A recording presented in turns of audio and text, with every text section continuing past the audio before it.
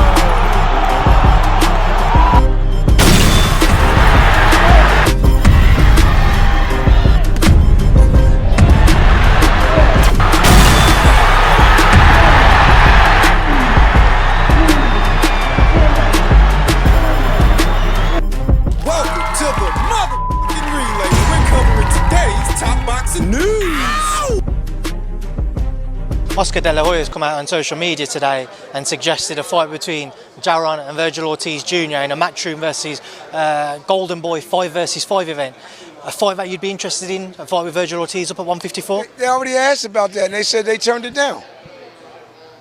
As in Golden Boy turned it down? I don't know if it was Golden Boy, but I don't know who it was. They said they turned it down. We'll fight him in a heartbeat. But when did that happen, if you don't mind me asking? Huh? When did that happen? When did that occur? That a few days ago. Gee, that sounds familiar. You know what I mean? We was trying to set up a fight with him last month because BLK people called us. I said, yeah. We'll take him in a heartbeat. We'll fight him in a heartbeat. We'll fight him in a heartbeat. We'll fight him in a heartbeat. We'll take him in a heartbeat. We'll fight him in a heartbeat. This is what makes it all the more ridiculous for Jaron Ennis to claim that he was oblivious to what was going on. For those that didn't see his official statement, he said, "I've seen the rumors on social media just like y'all did. As far as the fight with me and Vergil, I was unaware that alleged negotiations were being made on my end. From here on out, if it didn't come from me and me only, don't believe it. And I will address if I'm staying at 47 or moving to 54 at a later date and time." Bad optics. Because your own father, not but 2 or 3 weeks ago, was talking about a Vergil Ortiz fight, so how could you have been unaware? And after your rematch with Karen Chukadzian, you did mention going up to 154, so that when Vergil is presented to you, you turn the other way. I'm not about to die on the hill defending Jaron Ennis. You did this to yourself. You brought all of this on yourself. You, your father, and your promoter. Who would save you a lot of headaches if they didn't talk so much. Last one already. Boots has actually tweeted that he didn't know anything about in terms of negotiations going on. There's been no negotiations. All we did was receive an offer about 3 days ago. So all this stuff from, we've been in we haven't. We received an offer to do the fight at 47. We accepted, we went back, we checked. We were then told it was 54. And we said, okay, well, we've got to talk as a team to decide if we're going to go to 54. But what you're not going to see is him go to 54 and not fight Vergil Ortiz. I promise you that.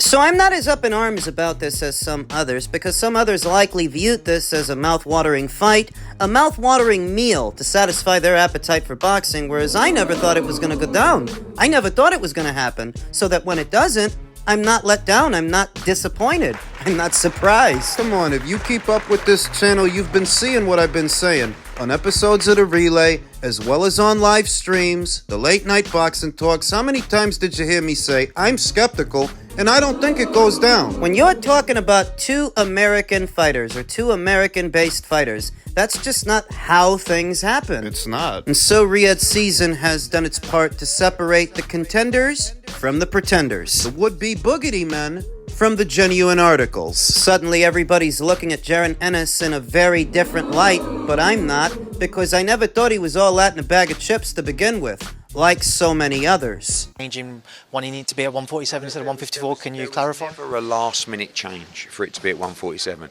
We received an offer about 3 days ago for the fight at 147. Not from us, not us trying to get the fight at 147. That is how it was written in the offer to us.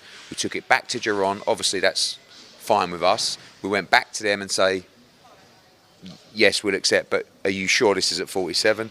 They went away, they came back and they said, no, we've spoken to Golden Boy, sorry, it would be at 154, you've got to vacate your title. Okay, well, this is a big decision, we're going to have to go back. This was about 24, 48 hours ago. On Thanksgiving, we were asked to make a decision, and the answer was, I just don't know. I'm not ready to make a decision if I'm going to vacate my belt. And that's it. And that's all it is. So if we've got time to make a decision, maybe he does it. But if it's to make a decision tonight or tomorrow, I'm not sure he will. If he moves to 54, he'll 100% fight Vergil Ortiz. If he doesn't, he'll unify at 147. There are a lot of people who don't really care for Jaron Ennis's undisputed campaign, his would-be campaign, because they feel that those guys can't really challenge him. Eimantas Stanionis, Brian Norman, though I disagree. How many people thought he was going to blow Karen Chukadzian out of the water in their rematch, just for their rematch to be a harder fight than the first one was? But when you turn around now and look at that welterweight landscape and you tell yourself those guys can't challenge him, you are once again overestimating him. And underestimating them. So I would go with Jaron Ennis to beat the likes of, say, Mario Barrios comfortably. I'd feel comfortable in that prediction, but Stanionis might be able to push him. Brian Norman might be able to push him. Suleiman Sissoko. Igis Kavaliauskas. Because I don't put him on a pedestal the way you guys do. Those are good fights, all of them as far as I'm concerned. The issue is the problems that Team Ennis created for themselves.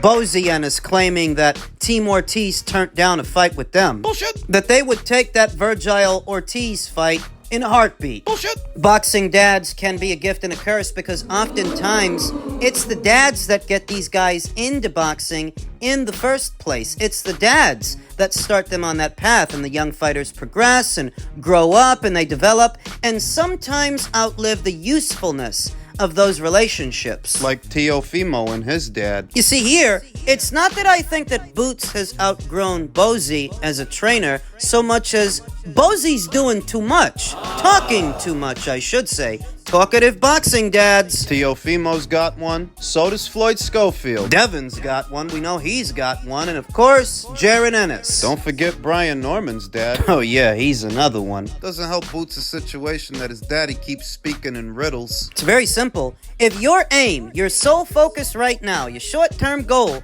is to unify the welterweight division, then every time they point a mic in front of your face, every time they ask you, that's what you need to talk about. When they come up to you with some guy's name that's not at your weight, that's what you tell them. I'm unifying welterweight. That's it. I'm unifying welterweight. Would you like a fight with Vergil Ortiz at 154? I'm unifying welterweight. And what about all of these spin-offs we've been seeing? Do you like those Walking Dead spin-offs? I'm unifying welterweight. Who do you think has a nicer ass? Chloe Bailey or Haley Bailey? I'm unifying welterweight. That should have been the answer to every question for Team Ennis. But when you get all creative with what you're saying, and you're doing it unnecessarily, because you don't really want to go to 154. Clearly. So I am not going to die on that hill trying to defend Jaron Ennis from his critics because he brought this on himself. Even if I understand his rationale, that he wants to unify this division, he wants his own legacy, and the Vergil Ortiz fight is not actually a legacy fight. Yeah, I get it. But you made it harder on yourself. It was an otherwise simple situation due to your own indecision and your talkative father, as well as Eddie Hearn trying to make sense of all of this. It's a full-on shit show now. To make matters worse, young Xander Zayas of Puerto Rico, a less experienced fighter than Jaron Ennis, not a world champion, seems to have accepted the fight that Boots walked away from because you can't play dumb. If the Vergil Ortiz fight was something that Boots really wanted, the opportunity was there. You can't pretend that it wasn't. So that a younger, less experienced fighter than you are can stand in your place? Very bad optics. Vergil Ortiz took to his social media and said, I've always said I'll fight anybody, and I remain true to my word. Every single person that I have been offered to fight, I said yes. It takes two to tango in boxing, so if I'm not in that ring fighting someone, it's not my fault. Well, listen. Nobody ever accused Vergil Ortiz of ducking Jaron Ennis. He was accused of ducking Terence Crawford by none other than then WBO president Paco Vergil himself, who said that fight was offered to Vergil or Vergil's team 2 times, and it was rejected 2 times. This situation does not exonerate you for that. As far as I'm concerned, both Jaron Ennis and Vergil Ortiz swerved Terence Crawford. This doesn't change that. I don't think then WBO president Paco Vergil is in the business of making up stories. This doesn't vindicate Vergil. Who may now be facing Puerto Rico's own Xander Zayas, who, according to Xander, they gave me an hour to say yes. I said yes in 1 minute. He tagged Vergil Ortiz, Top Rank Boxing, Turkey LL Sheik, and Golden Boy. We really gonna get this fight? I don't really want this yet.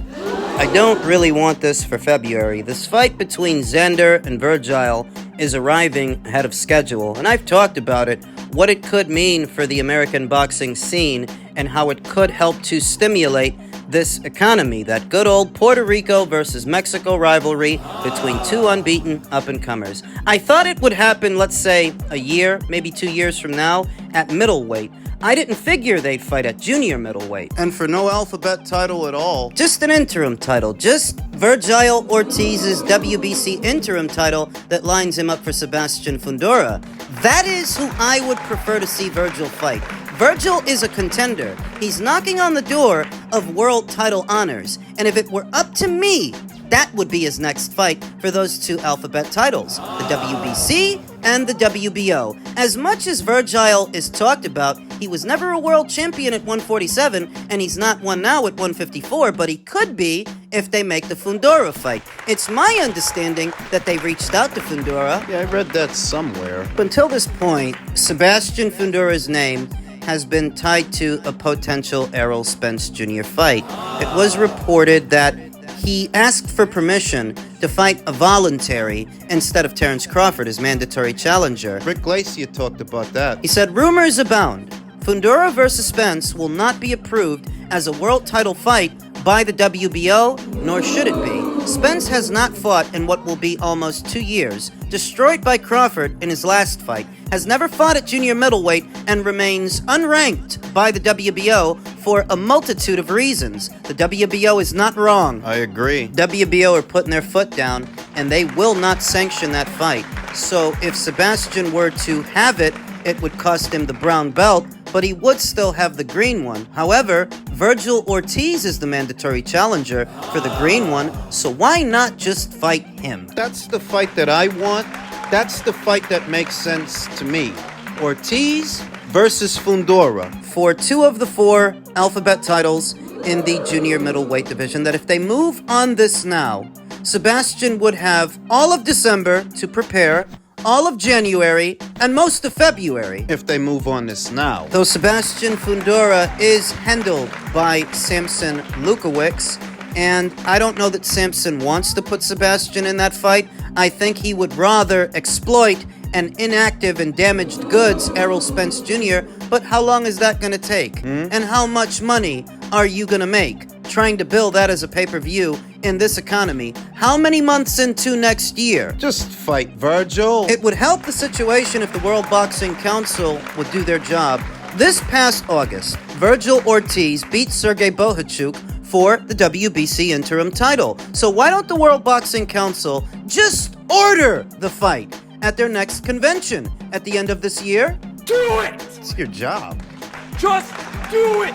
Order the goddamn fight so that Sebastian Fundora ain't got a choice. No, what are you waiting for? I really don't know. Do it! But that may not be the fight we get. We might get this one instead, the Zayas fight. According to Chris Mannix, Zayas, I'm told, has accepted terms for what would be a 7-figure offer to face Vergil Ortiz on February 22nd, that big Saudi show we've been talking about.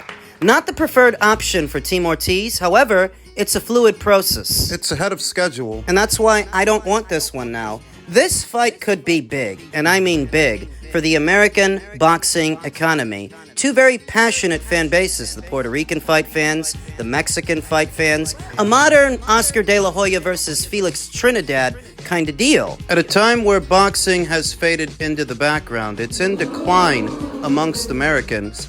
This is the kind of fight that if you build it, it will make them stand up and pay attention, that it's nowhere near now what it could be later. At the risk of sounding like a fanager, I would prefer that they built this one. So why is Xander Zayas willing to take a fight like this on a whim? The money. Questions as to whether or not Top Rank will greenlight this. Will they allow it? I'm sure they're invested in Xander Zayas. They want to build him into the next big Puerto Rican superstar. Are they really going to let him go through with this? And at least according to Chris Mannix, he's accepted terms on his end. So Xander Zayas is a boxer puncher. The island of Puerto Rico seems to produce boxer punchers in the same abundance that Mexico produces pressure fighters. Now, that's not to say that every Puerto Rican fighter is a boxer puncher, or that every Mexican fighter is a pressure fighter. That's not the situation. They just so happen to produce a lot of those kinds of fighters, though. And so, those respective territories are often associated with those base styles: Mexican pressure fighting and Puerto Rican boxer punchers. Miguel Cotto, Felix Trinidad. Xander Zayas is in keeping with that tradition. He is a boxer puncher. He, however, is not as experienced a fighter as Vergil Ortiz, which is what makes this interesting. That Xander has the right style for the job, but he's not as experienced as Vergil. Vergil's resume is a bit more robust. A former champion in Mighty Mo Hooker, a former world title challenger and a two-time Olympian in Igis Kavaliauskas. More recently, he fought Ukraine's own Sergei Bohachuk. That's a solid guy at 154. More solid than anybody that Xander has fought. I think the best guy that Xander Zayas has fought so far is former WBO champion Patrick Teixeira of Brazil. That fight and how it played out is a glimpse into how this one might look. Patrick Teixeira is a pressure fighter, like Vergil is a pressure fighter. And we saw that Xander was able to box him up. Now, he wasn't able to hurt him, and he wasn't able to stop him. But he did win a points decision, and he won it clearly. So does he do that to Vergil Ortiz? A couple of fights, and maybe a year from now, I would say yes, if he were allowed more time to develop as a fighter. But here today, it's more of a 50-50. I would give the edge in power to Vergil Ortiz. I do feel like he punches harder than Xander, slightly harder than Xander. A slight edge in terms of experience. But Xander does have the stylistic edge. Good height for the weight, good length, movement, defense, a good balanced approach, which is what you need for a pressure guy like Vergil. You don't just sell out and sit in the pocket with him all night, all fight. No, that's what he wants. But you can't just run from him either. You can't spend the whole fight playing freeze tag. Otherwise, you're going to get outworked. It takes a balanced approach to beat a pressure fighter like a Vergil Ortiz. Is Xander there yet? Is he ready? He thinks he is. He's jumping at this opportunity and grabbing it with both hands. I feel like this would be a bigger win for Xander than Xander would be for Vergil. Why? Vergil is further along. Vergil has been more talked about the last couple of years. Xander was getting there. So the talk of the town now is how Ennis just ducked Vergil Ortiz. If Xander were to come along and beat him, he beat the guy that Ennis just ducked, all of which would lend itself to Xander's profile. Whereas Vergil, if he beats Xander, it's a good win. Xander hasn't done anything yet. I don't know. We'll see what happens.